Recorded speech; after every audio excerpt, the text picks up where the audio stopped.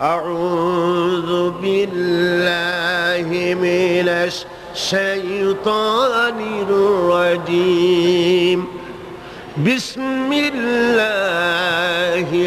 রাহমানির রহিম। সফলতা, সাফল্য এবং ব্যর্থতা দুনিয়ার চৌহদ্দির ভিতরে সীমাবদ্ধ, এটা মনে করলে মারাত্মক ভুল করা হবে।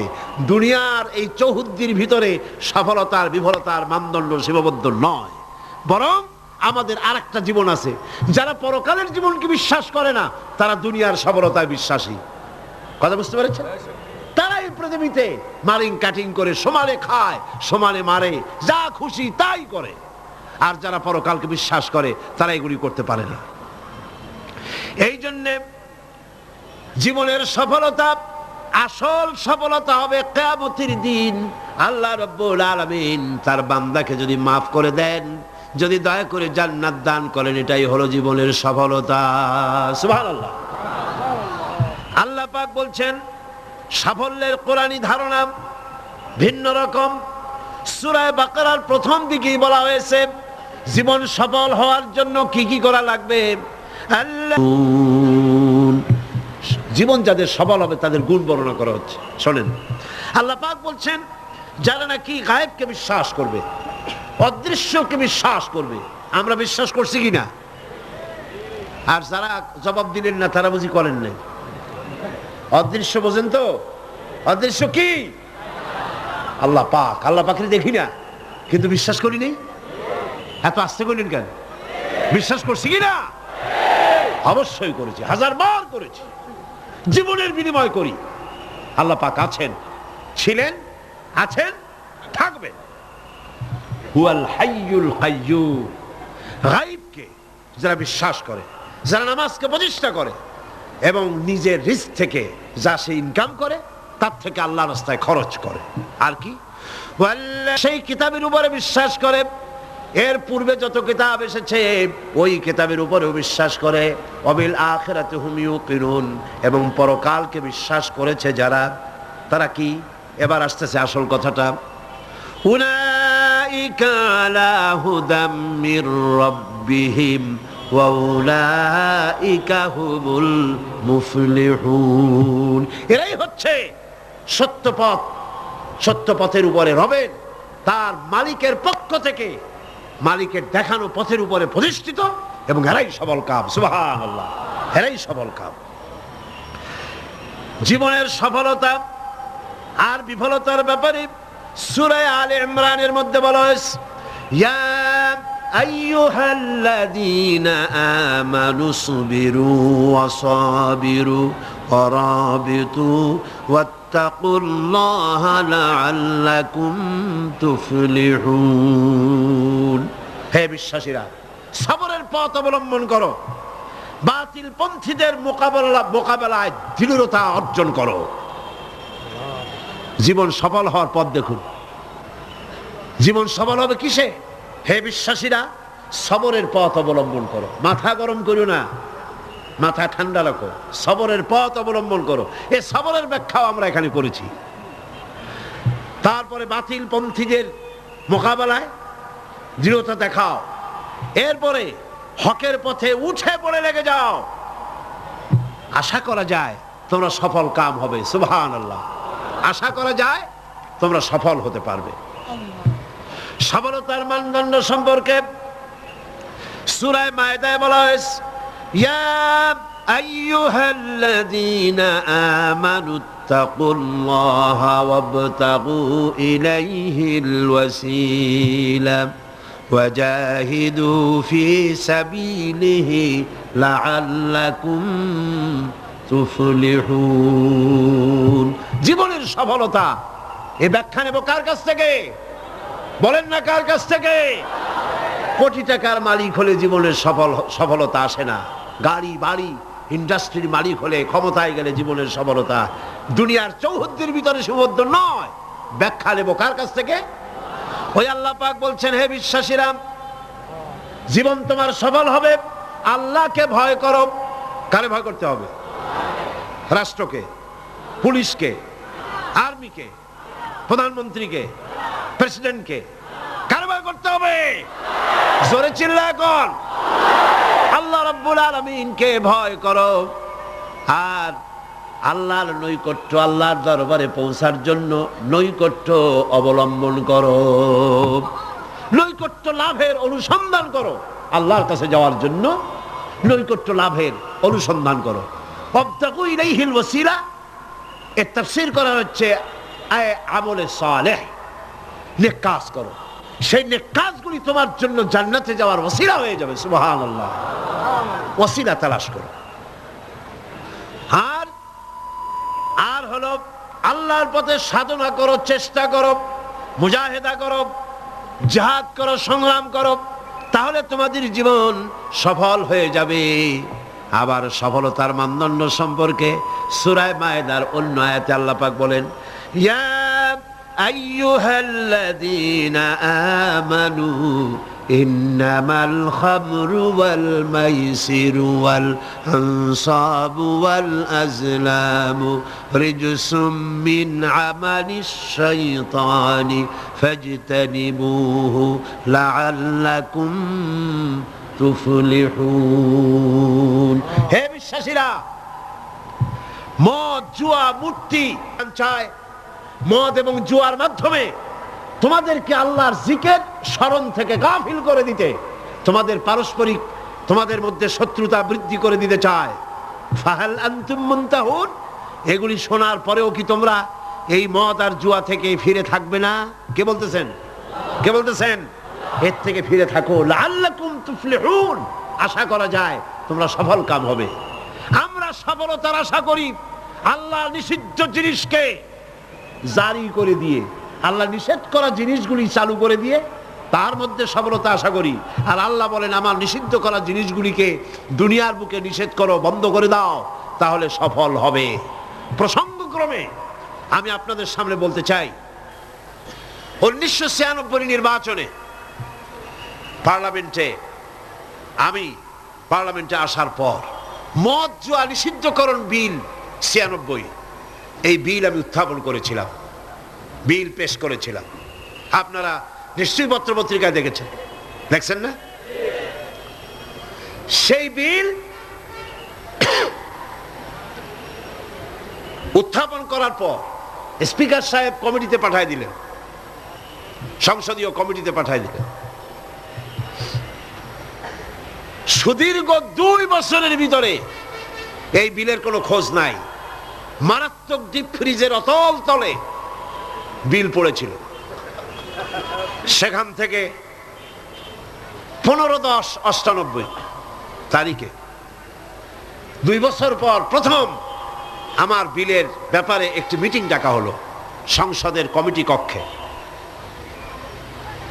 আমি এই ঘটনা শুনেছি এই কারণে, এই আয়াতের সঙ্গে রিলেটেড জীবনের সফলতা আর বিফলতার মানদণ্ড কোথায়।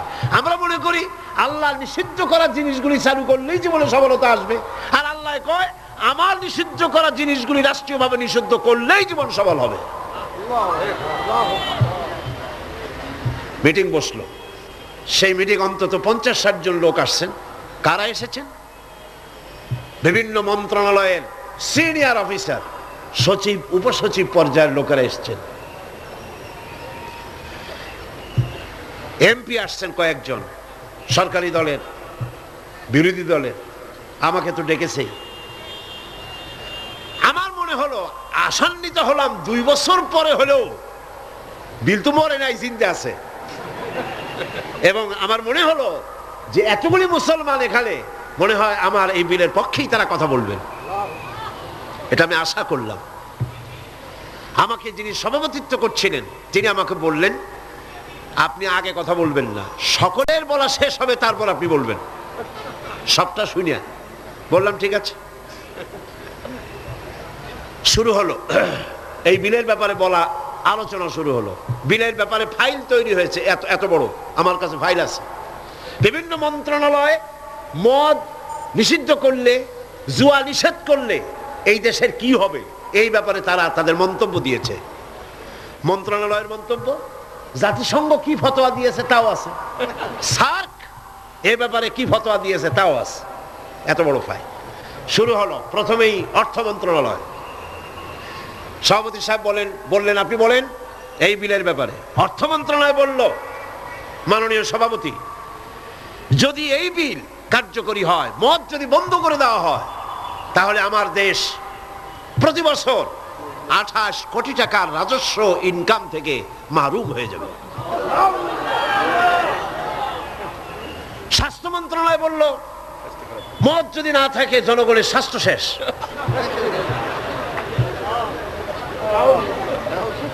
ব্যাখ্যা দিচ্ছি, তাদের বক্তব্যের ব্যাখ্যাও আছে। স্বরাষ্ট্র মন্ত্রণালয় বলল, মদ যদি বন্ধ হয়ে যায় উচ্ছৃঙ্খলতা বাড়বে, সন্ত্রাস বাড়বে। কারণ সুইপার, ডম, ক্লিনার, এই সমস্ত মানুষগুলি এগুলি তারা খায়। যদি তাদের খাইতে দেওয়া না হয় তাহলে তারা উচ্ছৃঙ্খল হবে এবং তারা নানান রকমের সন্ত্রাসে লিপ্ত হবে।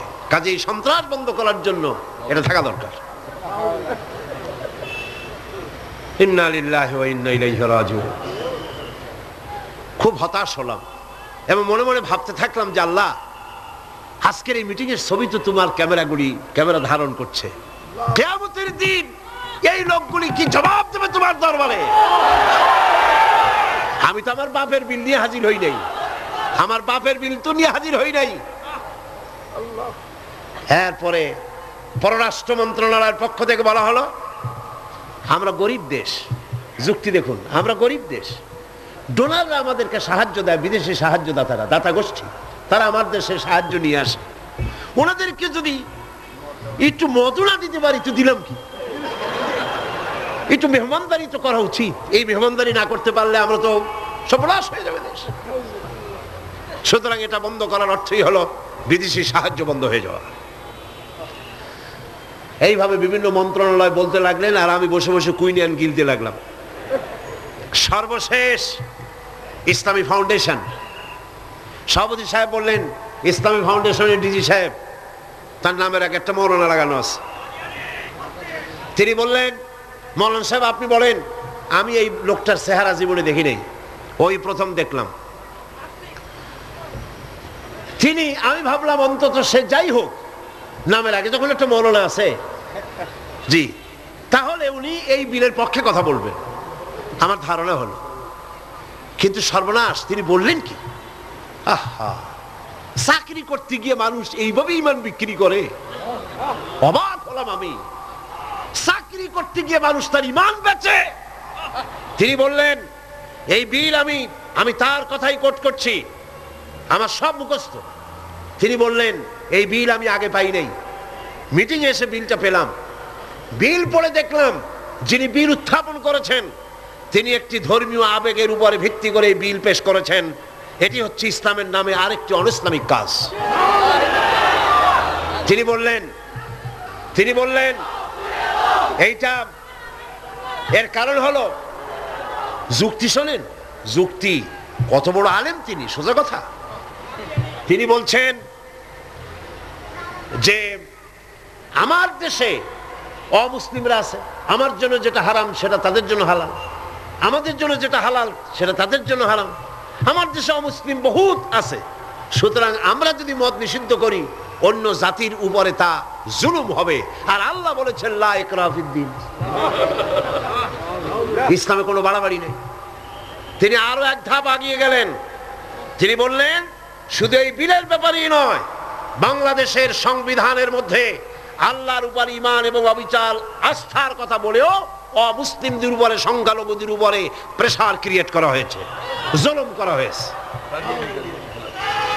এই বক্তব্য শেষ হওয়ার পর আমাকে সময় দিল, কপাল খারাপ, মাগরিবের বাকি তখন 10 মিনিট, সামান্য সময় পেলাম। আমি বললাম, সভাপতি সাহেব, এতক্ষণ পর্যন্ত আপনার আমন্ত্রিত মেহমানেরা যেসব আইনের বই দিয়ে কথা বলেছেন সেগুলো আইনের বই, আর আমি যে আইনের কিতাব দিয়ে আজকে আপনাদের সামনে দলিল নিয়ে এসেছি সে আইনের কিতাবখানি হচ্ছে আকাশের নিচে জমিনের উপরে সর্বশ্রেষ্ঠ আইনের কিতাব, যার নাম কোরআন শরীফ। আমি যে বিল পেশ করেছি এই বিল আমার বানানো নয়, এটি মানুষের তৈরি করে নয়। আপনার অর্থ মন্ত্রণালয় বলেছে 28 কোটি টাকার ক্ষতি হবে, প্রতি বছর 28 কোটি টাকার ক্ষতি হবে রাজস্ব ইনকাম থেকে মদ বন্ধ করলে। কিন্তু আমি বলতে চাই, আল্লাহ পাকের নিষিদ্ধ জিনিসকে আপনারা হালাল করবেন, 28 কোটি নয়, বন্যার পানির মতো হাজার হাজার 28 কোটি টাকা আল্লাহ বন্যার পানি দিয়ে ভাসায় দেবে। আপনারা ঠেকাইতে পারবেন না, ঠেকাতে পারবেন না। খেতে দেওয়ার মালিক কে? ইমাম খোমেনিকে আমেরিকান প্রেসিডেন্ট বলেছিলেন, আমার বন্দীদেরকে ছেড়ে দাও, কূটনীতিকদেরকে ছেড়ে দাও, যদি না ছাড়ো তাহলে তোমাদের খাদ্য এবং রসদ যা আমরা পাঠাই ইরানে তা পাঠানো বন্ধ করে দেব। ইমাম খোমেনি ভার্সিটি সিটই করছিলেন নাকি? খোমেনি সাহেব কি বললেন? ইতিহাস সাক্ষী। খোমেনি সাহেব বললেন, আমেরিকার প্রেসিডেন্ট সাহেব, তুমি খাবার দেবা না এই কথা কইয়া ভয় দেখাও কারে? আমি তো সেই জাতি যার বছরের ভিতরে 1 মাস উপাস থাকা ফরজ, বছরে 1টা মাস না খেয়ে থাকা ফরজ। তুমি আমারে ভয় দেখাও না খেয়ে থাকা, তোমার খাদ্যের পরোয়া আমি করি না। সুতরাং ভয় তো করতে হবে আল্লাহ পাক। খাদ্য দেওয়ার মালিক তিনি, খাবারের মালিক দেওয়ার মালিক কে? আল্লাহ রাব্বুল আলামিন বলেছেন, ওয়ালাউ আন্না হালাল কুরা আমানু ওয়াত্তাকাউ লাফাতাহনা আলাইহিম বারাকাতিম মিনাস সামাই ওয়াল আরদ।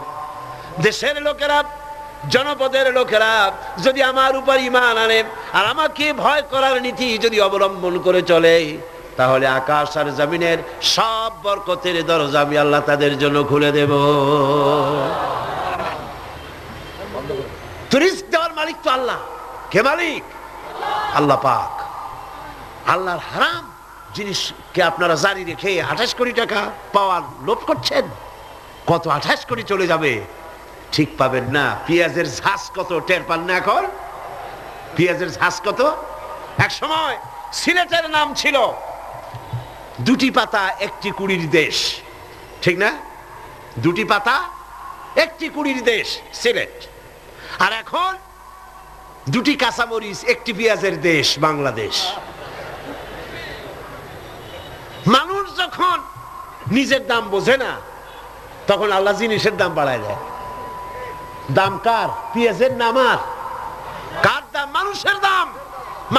মানুষ তার দাম বোঝে নাই, আল্লাহ কাঁচামরিচের দাম বাড়াই দেয়। যা, পেঁয়াজের দাম, কাঁচামরিচের দাম, হাবিজাবির দাম বাড়িয়ে গেল, মানুষেরা না খেয়ে মরতেছে। সুতরাং আপনারা ঠেকাবেন কি করে? স্বরাষ্ট্র মন্ত্রণালয় বলছে উচ্ছৃঙ্খলতা বাড়বে। আশ্চর্য কথা। আল্লাহ বলছেন উচ্ছৃঙ্খলতা কমবে, আর আপনি বলতেছেন বেড়ে যাবে। কি আশ্চর্য কথা। স্বাস্থ্য মন্ত্রণালয় বলছে যে স্বাস্থ্য খারাপ, স্বাস্থ্য ভালো হবে মদ খাইলে, না খাইলে স্বাস্থ্য খারাপ হবে। রাসূলুল্লাহ বলেছেন মদ কোন ওষুধ নয়, মদ নিজেই ব্যাধি, এটা নিজেই রোগ। সুতরাং কথা হচ্ছে মেহমানদারি মদ দিয়া করা যাবে না। রাসূল কারীম সাল্লাল্লাহু আলাইহি ওয়াসাল্লামের কাছে মদ নিষিদ্ধকরণ আয়াত যখন নাজিল হলো, এই আয়াত যেটা আমি পড়লাম, একজন সাহাবী এসে বললেন, হুজুর আমার কাছে কিছু মদ আছে, আমি এখন করবো কি? দেখেন, আমি সেইখানে সেই মিটিং এ বললাম, সেই সাহাবী জিজ্ঞেস করলেন, হুজুর আমি করবো কি? কোন ইহুদির হাদিয়া দিয়ে দেই? আল্লাহ নবী বললেন, মদ নিষিদ্ধকরণ আয়াত যখন নাজিল হয়ে গেছে, এখন এই মদ যদি কারো কাছে অবশিষ্ট থাকে, না তা খাওয়া যাবে, না তা হাদিয়া দেওয়া যাবে, না তা বিক্রি করা যাবে, রাস্তায় ফেলে দাও। ফেলে দেওয়া ছাড়া এর কোনো পথ নাই। আল্লাহ নিষিদ্ধ করা জিনিস হারাম, এই জিনিস দিয়ে মেহমানদারি করা জায়েজ নাই। এমনকি রাসূলুল্লাহ কথাও বলেছেন, আপনারা শুনে রাখুন, কোন অনুষ্ঠানে আপনি গেছেন, আপনি জানতেন না যে সেখানে মদ সার্ভ করা হবে, কিন্তু আপনি গিয়ে দেখলেন যে ওখানে মদ দেওয়া হচ্ছে। রাসূলুল্লাহ বলেছেন, আল্লাহ এবং পরকালের বিশ্বাস যদি কলিজার মধ্যে থাকে, ওই অনুষ্ঠান পরিত্যাগ করো, বেরিয়ে যাও। এই মদের অনুষ্ঠানে তুমি বসতেও পারো।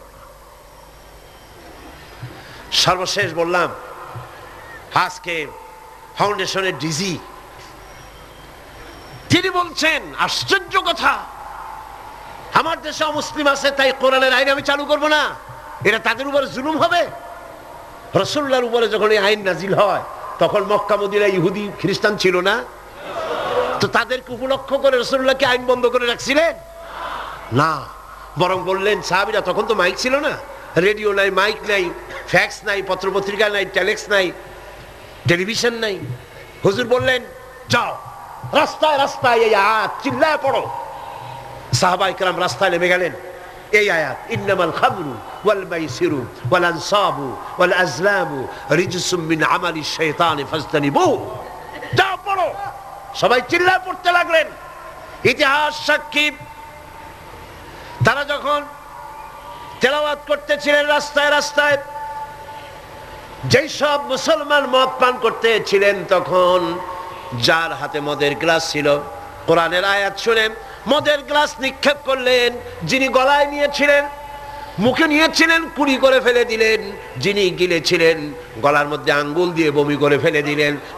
যার ড্রামের ভিতরে, হাড়ির ভিতরে মদ ছিল, লাথি মেরে পাতিল ভেঙে দিল, আর মদ রাস্তাগুলি প্রবাহিত হয়ে গেল। শাসনতন্ত্র, আমার দেশের সংবিধানের ভিতরে আল্লাহর উপরে ঈমান এবং অবিচল আস্থার কথা বলা হয়েছে, সেইটাও নাকি অমুসলিমদের উপরে জুলুম করা হয়েছে। আমি জিজ্ঞেস করতে চাই, আমার দেশের হিন্দুরা আল্লাহকে অস্বীকার করে? আস্তে কনকান করে? আল্লাহ না বলুক, ভগবান তো বলে, ব্রহ্মা তো বলে, উপরওয়ালা তো বলে, ঈশ্বর তো বলে, বিধাতা তো বলে। খ্রিস্টানরা আল্লাহর অস্বীকার করে? চিল্লায় বলেন করে? বৌদ্ধরা করে? এই দেশের কিছু নাস্তিক মুরতাদ ছাড়া আল্লাহকে কেউ অস্বীকার করে না। সুতরাং আমার দেশে আল্লাহর উপর ঈমান এবং অবিচল আস্থার কথা সংবিধানে যা লেখা হয়েছে, এটাকে পরিবর্তন করতে চাইলে বাংলাদেশে আগুন জ্বলবে, কেউ ঠেকাইতে পারবে না।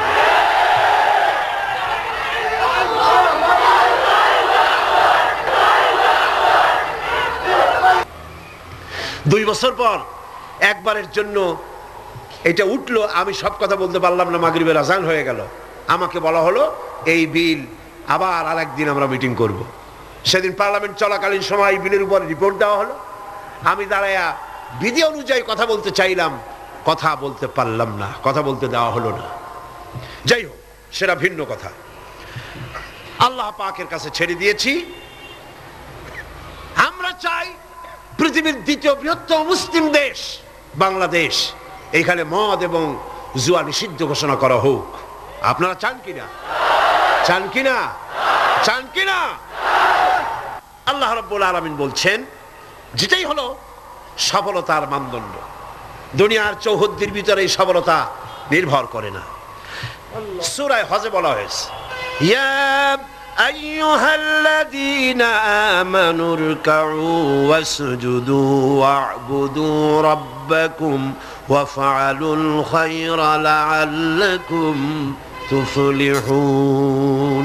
হে বিশ্বাসীরা, রুকু করো, তোমরা রুকু এবং সিজদা করো, আর নিজের রবের বন্দেগী করো, নেক কাজ করো। এই কাজগুলি করলে তোমরা সফল কাম হতে পারবে। সফলতার মানদণ্ড এখানেই আল্লাহর হুকুম, আল্লাহর আনুগত্যের সামনে নিজের মাথা নত করে দেওয়ার মধ্যেই, এটার মধ্যেই রয়েছে সফলতা। আল্লাহ পাক সেই কামিয়াবি দুনিয়া এবং আখিরাতে আমাদেরকে দান করুন। আমরা বলি আমিন, আমরা বলি আমিন। এর ফলে আল্লাহ পাক আরেকটি গুরুত্বপূর্ণ কথা সামনে বলছেন। আল্লাহর কথা সবই গুরুত্বপূর্ণ। আল্লাহর কথা কি? সবই গুরুত্বপূর্ণ।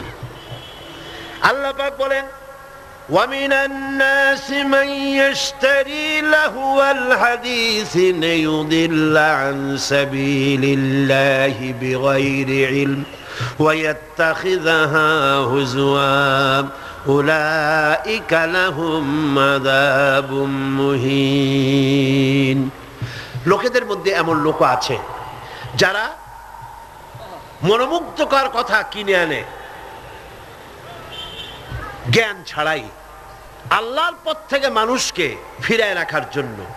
ওয়াত্তাখিযাহা হুজুয়া, আর আল্লাহর পথে মানুষ যেন চলতে না পারে সেই জন্য এই পথকে তারা হাসি এবং ঠাট্টা বিদ্রুপ করে। উলাইকা লাহুম আযাবুম মুহিন, এদের জন্য রয়েছে লাঞ্ছনাকর শাস্তি। আর কি?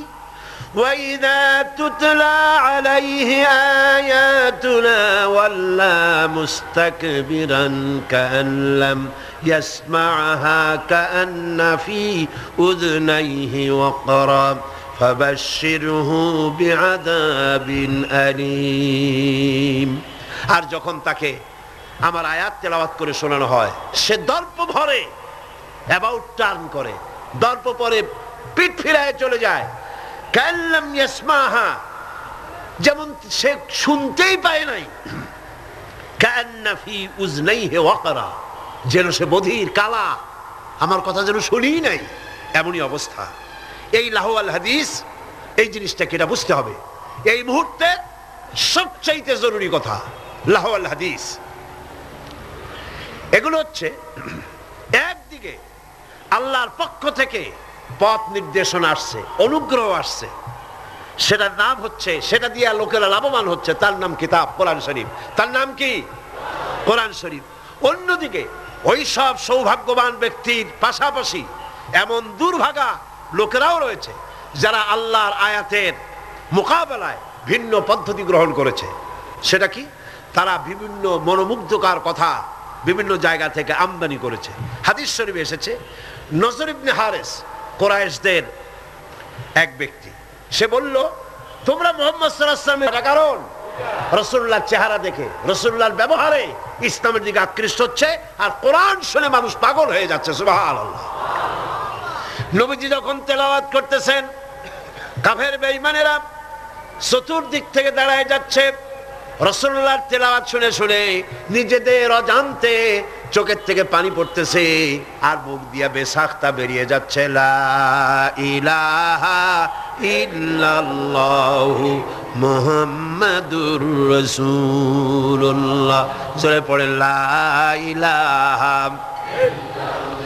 লা ইলাহা লা ইলাহা ইল্লাল্লাহু মুহাম্মাদুর রাসূলুল্লাহ। নজর বিন হারিস বলল, মুহাম্মদ সাল্লাল্লাহু আলাইহি ওয়াসাল্লামের বিরুদ্ধে কথা বলে ইসলাম থেকে সরাইতে পারবা না। আমি বুদ্ধি এঁটেছি, আমি এক কায়দা করব, দেখবা লোকেরা এখানে আর আসবে না। সেটার জন্য সে চলে গেল বাগদাদ। মক্কা থেকে বাগদাদ ইরাক চলে গেল। ইরাক থেকে পুরানা রাজা বাদশাদের কিসসা কাহিনী কিনে আনলো। সেই কিসসা কাহিনী কিনে এনে সেইগুলি কিসসার এক বিরাট আসর বসাইলো। আর সেই আসরকে আরো আকর্ষণীয় করার জন্য নর্তকী, সুন্দরী, গায়িকা, নায়িকা এদেরকে আনা হলো। এই দিয়ে মানুষকে কোরআন থেকে ফিরায় রাখার জন্য চেষ্টা করলো, আর ইসলামের রাস্তাকে, কোরআনকে ঠাট্টা বিদ্রুপ তারা করতে লাগলো। বন্ধুগণ, আল্লাহ রাসূল আখিরাত এবং নৈতিক চরিত্রে শোনার ইচ্ছাই যেন লোকেরা হারিয়ে ফেলে, সেই জন্য এই চেষ্টা তারা করলো। যেমন আজকাল ইসলাম থেকে দূরে সরাবার জন্য চেষ্টাটা চলছে। এই চেষ্টা চলতেছিল রাসূল করিম সাল্লাল্লাহু আলাইহি ওয়াসাল্লামের সময়। কোরআন যাতে শুনতে না পারে সেজন্য নায়িকা এনেছে, গায়িকা এনেছে, সেজন্য তারা গল্পের আসর বসিয়েছে, সাংস্কৃতিক আন্দোলন করেছে। এগুলি করে কোরআন থেকে ফিরাবার হাজারো প্রচেষ্টা করেছে। আর আজও একই পদ্ধতিতে গোটা জাতিকে চরিত্রহীন বানাবার লাহওয়াল হাদিস দিয়ে প্রচেষ্টা চলছে। ঠিক কিনা? ঠিক কিনা? আজ দেখেন দেশের সরকারের পৃষ্ঠপোষকতায় নর্তকী, গায়িকা, নায়িকা বন্যার পানির মতো ভারত থেকে আসতেছে। ঠিক কিনা? এরপরে আল্লাহর কোরআনের পথে বাধা দেওয়ার জন্য নাচ, গান, নাটক, সিনেমা ইত্যাদির আমদানি করা হচ্ছে। এগুলি করে ইসলামের পথে বাধার সৃষ্টি করা হচ্ছে। দর্শন বাড়তেছে, চরিত্রহীনতা ক্রমান্বয়ে বাড়তেছে। এগুলি সব হচ্ছে লাহওয়াল হাদিস। এগুলি কি বলুন? লাহওয়াল হাদিস। এই লাহওয়াল হাদিস থেকে আল্লাহ পাক বাঁচার জন্য বলেছেন, যারা কেনে এই লাহওয়াল হাদিস, যারা কেনে অর্থাৎ নিরর্থক, মনোমুগ্ধকর, আকর্ষণীয়, আল্লাহর পথ থেকে ফিরাবার যত ব্যবস্থা আছে সবগুলি হচ্ছে লাহওয়াল হাদিস। এগুলি তারা কেন করে? এগুলি করে লিইউদিল্লা আন সাবিলিল্লাহ, আল্লাহর রাস্তা থেকে মানুষগুলোকে ফিরাবার জন্য, আর কোনো কারণ নেই। মুন্সিগঞ্জে আমার এক মাহফিল ছিল, নারায়ণগঞ্জের এপার। সেই জায়গায় প্রোগ্রামটা আমার শুক্রবার দিন প্রোগ্রাম হবে সকাল 8টায়, একটা দোয়ার মাহফিল।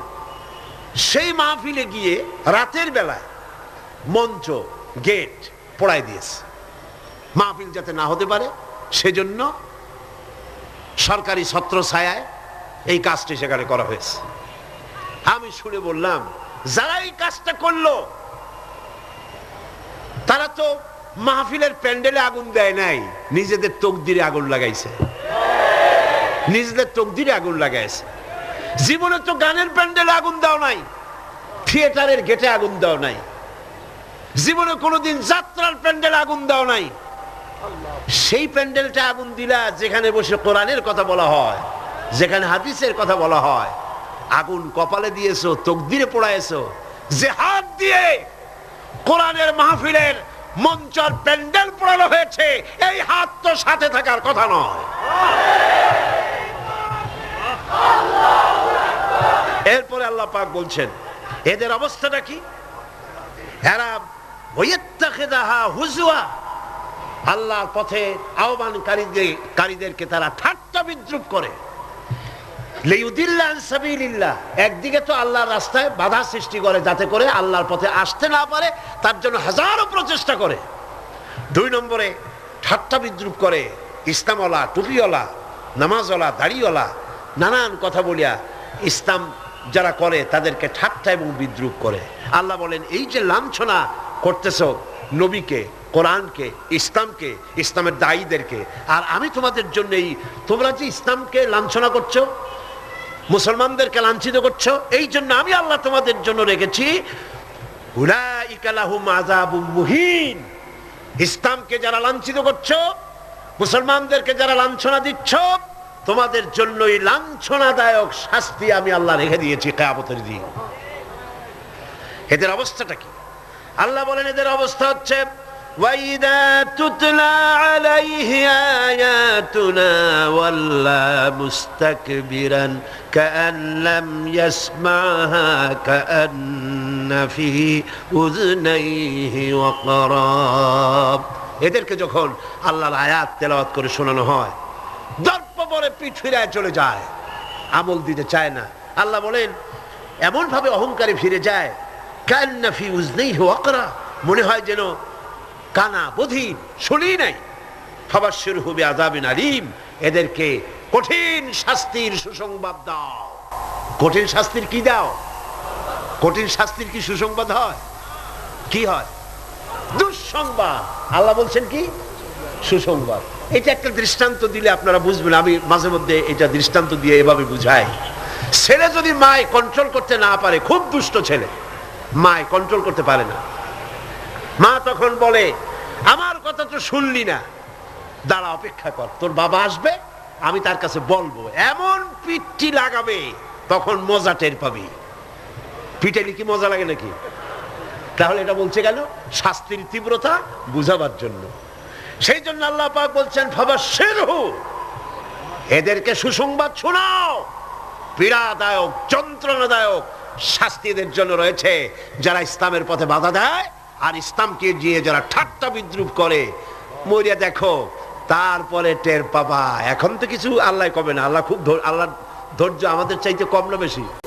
সুবহানাল্লাহ, সুবহানাল্লাহ, কম সুবহানাল্লাহ। চিন্তা করা যায়, আল্লাহ যদি আমাদের মতো এরকমের বদমেজাজি হইতেন, মেজাজ খারাপ হইতো, কবে ভাঙ্গে চুরে সব শেষ করে ভালাইতেন। আল্লাহর কত ধৈর্য, সুবহানাল্লাহ, কত ধৈর্য। আল্লাহ অপেক্ষা করতেছেন, সময় দিচ্ছেন। ওয়ায়ামুদ্দুহুম ফি তুগয়ানিহিম ইয়ামাহুন। আল্লাহ পাক সার্কাসদেরকে, সীমা লঙ্ঘনকারীদেরকে ঢিল দিচ্ছেন, কর, যদ্দুর পারিস কর। তারপরে যখন প্রান্ত সীমায় চলে যায়, এরপর আল্লাহ পাক ধরেন, আর যখন ধরেন তখন ছাড়াই নিতে পারে এমন ক্ষমতা পৃথিবীর কারো। আল্লাহ পাক বলছেন, ইন্নাল্লাযীনা আমানু ওয়া আমিলুস সালিহাতি লাহুম জান্নাতুন নাঈম খালিদিনা ফিহা ওয়াদাল্লাহি হাক্কান ওয়া হুয়াল আজিজুল হাকীম।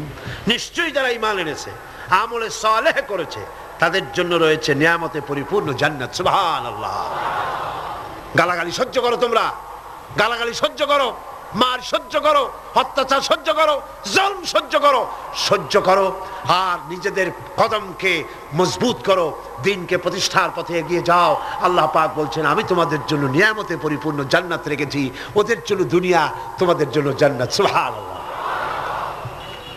হুনাইনের যুদ্ধ থেকে, হুনাইনের জিহাদ থেকে রাসূলুল্লাহ যখন ফিরতেছিলেন, ফেরার পথে গনিমতের মালগুলি ভাগ করতেছিলেন, গনিমতের মাল ভাগ করছিলেন, তখন মক্কা শরীফ থেকে যে সমস্ত মুসলমানরা এসেছিলেন তাদেরকে রাসূলুল্লাহ বেশি দিলেন, ছাগল বেশি দিলেন, গনিমতের মাল ছাগল বেশি দিলেন, উট বেশি দিলেন,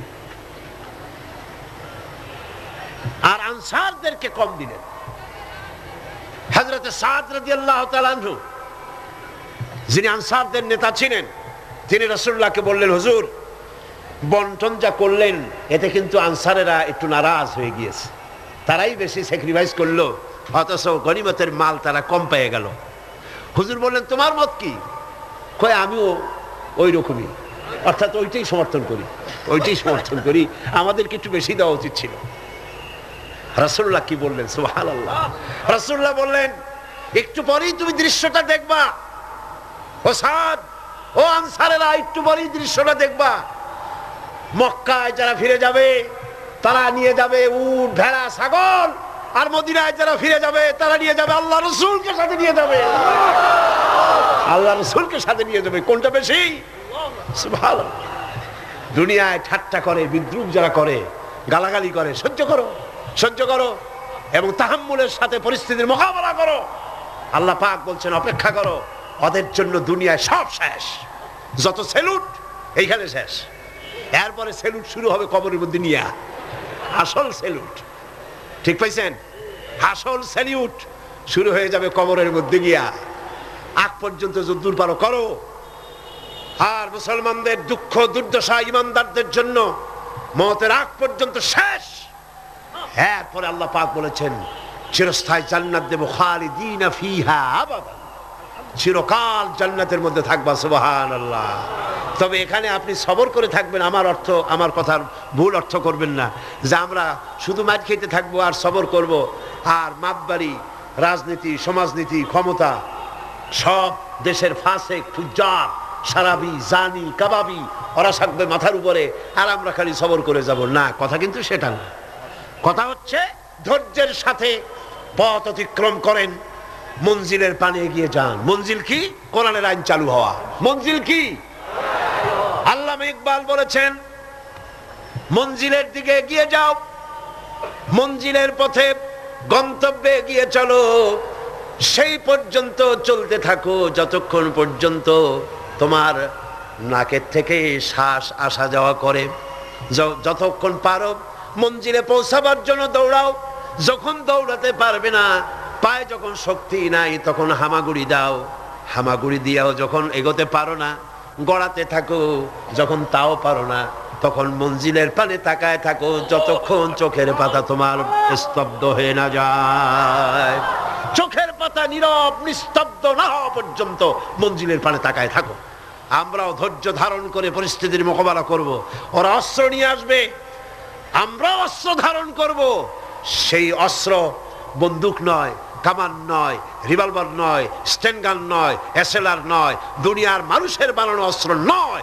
ওদের অস্ত্রের মোকাবেলা করব ঈমানের অস্ত্র দিয়ে, চরিত্রের অস্ত্র দিয়ে। কিসের অস্ত্র দিয়ে? চরিত্রের অস্ত্র দিয়ে, ঈমানের অস্ত্র দিয়ে এদের মোকাবেলা করব। আর ইনশাআল্লাহ বাংলার জমিনে দ্বীন প্রতিষ্ঠা আমরা করব ইনশাআল্লাহ। আল্লাহ পাক বলছেন, এইভাবে যারা ঈমান আনবে, আমলে সালেহ করবে, ওদের জন্য জান্নাতুন নাঈম, নিয়ামতে পরিপূর্ণ জান্নাত দেব, খালিদিনা ফিহা, ওর মধ্যে তারা চিরকাল থাকবে। ওয়াদাল্লাহি হাক্কান, আল্লাহর প্রতিশ্রুতি অকাট্য। আল্লাহ ওয়াদা খেলাপ করেন না? কইলেন কেন? আসতে বললেন কেন? আল্লাহ ওয়াদা খেলাপ করেন? কখনো নয়। অকাট্য প্রতিশ্রুতি। শেষে গিয়ে বলছেন ওয়াহুয়াল আজিজুল হাকিম, তিনি প্রজ্ঞাময় এবং পরাক্রমশীল। তিনি যে ওয়াদা করেন সেই ওয়াদা পালনের পথে বাধা সৃষ্টি করতে পারে এমন ক্ষমতা আকাশেও নাই, জমিনেও নাই। আল্লাহ রাব্বুল আলামিন আমাদেরকে সেই আল্লাহর পথে ঈমান এনে চলার তৌফিক দান করুন বলি আমিন। মুনাজাতের জন্য দাঁড়ানো ভাইরা বসুন, যত লোক দাঁড়ানো আছেন সবাই বসুন। لنكونن من الخاسرين ربنا لا تزغ قلوبنا بعد إذ هديتنا وهب لنا من لدنك رحمة إنك أنت الوهاب। আয় আল্লাহ তাআলা, হাজার হাজার মুসলমান নরনারী দীর্ঘক্ষণ ধরে তোমার কোরআনের কথা শুনেছি। আল্লাহ মেহেরবানি করে আমাদের আলোচনা দরুদ ও সালামের সওয়াব রাসূল করিম সাল্লাল্লাহু আলাইহি ওয়াসাল্লামের রূহ মুবারকে পৌঁছায় দাও। হে আল্লাহ তাআলা, আমরা যারা হাত তুলেছি এর মধ্য থেকে মা বাপ যাদের দুনিয়া থেকে জন্মের মতো বিদায় হয়ে গেছে, আল্লাহ কবরগুলিকে জান্নাতের টুকরায় পরিণত করে দাও। রব্বির হামহুমা কামা রব্বায়ানি সগীরা। সবাই পড়েন রব্বির হামহুমা কামা রব্বায়ানি সগীরা। হে আল্লাহ তাআলা, সারা জীবন আমরা গুনাহ করেছি, দয়া করে মেহেরবানি করে আমাদের জিন্দেগীর সমস্ত গুনাহ খাতা মাফ করে দাও। হে আল্লাহ তাআলা, এত বড় মাহফিল, এই মাহফিলের আয়োজন ইসলামী সমাজ কল্যাণ পরিষদ প্রতি বছর করে। আল্লাহ তুমি জানো। হে আল্লাহ তাআলা, তুমি দয়া করে মেহেরবানি করে এই মাহফিলের 5টা দিন তুমি তোমার কুদরতি নিজাম দিয়ে চালায় দিও। হে আল্লাহ, অর্থনৈতিক দিক থেকে যে অসুবিধা আছে, হে আল্লাহ তাআলা, মালদার লোক যারা, আয় আল্লাহ তুমি দয়া করে তাদের দিলকে বড় করে দাও, তারা যেন ওনাদের সঙ্গে দেখা করে গোপনে গোপনে তোমার নবী যেভাবে বলেছে ডান হাতে দাও বাম হাতে যেন ঠেল না পায়। এইভাবে করে কোরআনের খেদমতে এই এলাকার মুসলমানগুলি যেন, মুসলমান নারী পুরুষ সবাই যেন এগিয়ে আসে। আল্লাহ সকলের দিল আর হাত তুমি খুলে দাও রব্বুল আলামিন। আয় আল্লাহ তাআলা, কোরআনে কারীমের কথা শোনার জন্য দূর দারাজ থেকে লোকেরা আসে, আর যারা এখানে বলেন আল্লাহ তুমি দয়া করে তাদের বলার তৌফিক দান করে দিও। আপনারা দোয়া করেন আমার কণ্ঠস্বরের জন্য, শরীরের জন্য, আল্লাহ যেন এই মাহফিলের জন্য উপযোগী কথা যেন হক ভাবে সুন্দর করে মানুষের সামনে উপস্থাপন করার তৌফিক যেন আল্লাহ পাক দান করেন। আমি যা বলি তার জন্য আমি নিজে আমল করতে পারি, আল্লাহ এই তৌফিক যেন দান করেন। ربنا تقبل منا إنك أنت السميع العليم وتب علينا إنك أنت التواب الرحيم سبحان ربك رب العزة عما يصفون وسلام على المرسلين الحمد لله رب العالمين واجعل آخر كلمتنا عند الموت لا إله إلا الله محمد رسول الله। السلام عليكم ورحمة الله।